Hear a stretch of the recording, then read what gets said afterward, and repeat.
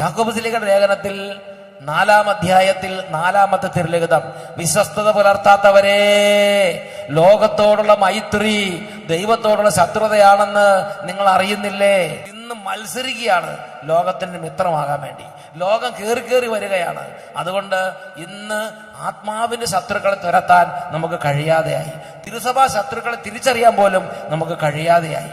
എൻ്റെ പ്രിയപ്പെട്ട സഹോദരങ്ങളെ, നമ്മുടെ ആത്മാവിലേക്ക് ലോകം കയറി ലോകാരൂപി അടക്കി വാഴുകയാണ്.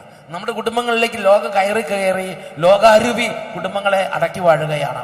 നമ്മുടെ ഇടവകകളിലും നമ്മുടെ എല്ലാ വിശുദ്ധ സ്ഥലങ്ങളിലും ലോകത്തിന്റെ അരൂപി കയറി വരികയാണ് എന്നാണ് നമ്മൾ മനസ്സിലാക്കേണ്ടത്. അതുകൊണ്ട് നിങ്ങളുടെ ആത്മാവിനെ തിരിച്ചു കിട്ടാൻ വേണ്ടി പ്രാർത്ഥിക്കണം. ഇന്ന് നിങ്ങളുടെ ആത്മാവ് നിങ്ങളുടെ കയ്യിലില്ല.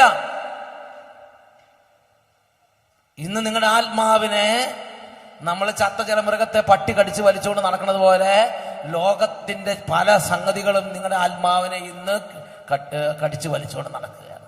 നിങ്ങൾക്ക് നിങ്ങളെ തന്നെ നിയന്ത്രിക്കാൻ കിട്ടുന്നില്ല. നിങ്ങൾക്ക് നിങ്ങളുടെ മേൽ തന്നെ കൺട്രോൾ ഇല്ല. നിങ്ങൾക്ക് നിങ്ങളുടെ ജീവിതത്തിനെ ക്രമപ്പെടുത്താൻ പറ്റുന്നില്ല. എൻ്റെ പ്രിയപ്പെട്ട സഹോദരങ്ങളെ, അവനോട് പ്രാർത്ഥിക്കണം. ദൈവമേ, എൻ്റെ ആത്മാവിൻ്റെ നഷ്ടപ്പെട്ട ആ ഊർജ്ജസ്വലത എനിക്ക് തിരിച്ചു തരണം. എൻ്റെ വിശുദ്ധി എനിക്ക് തിരിച്ചു തരണം. എൻ്റെ ആത്മാവിൻ്റെ പൗരുഷം എനിക്ക് തിരിച്ചു തരണം. നിങ്ങൾക്ക് ഉപവാസം എടുക്കാൻ ആഗ്രഹമാണെങ്കിൽ ഉപവാസം എടുക്കാൻ പറ്റണം. എന്നാൽ പലർക്കും സാധിക്കുന്നില്ല. നിങ്ങൾക്ക് വിശുദ്ധി ജീവിക്കാൻ ആഗ്രഹമാണെങ്കിൽ വിശുദ്ധി ജീവിക്കാൻ പറ്റണില്ല.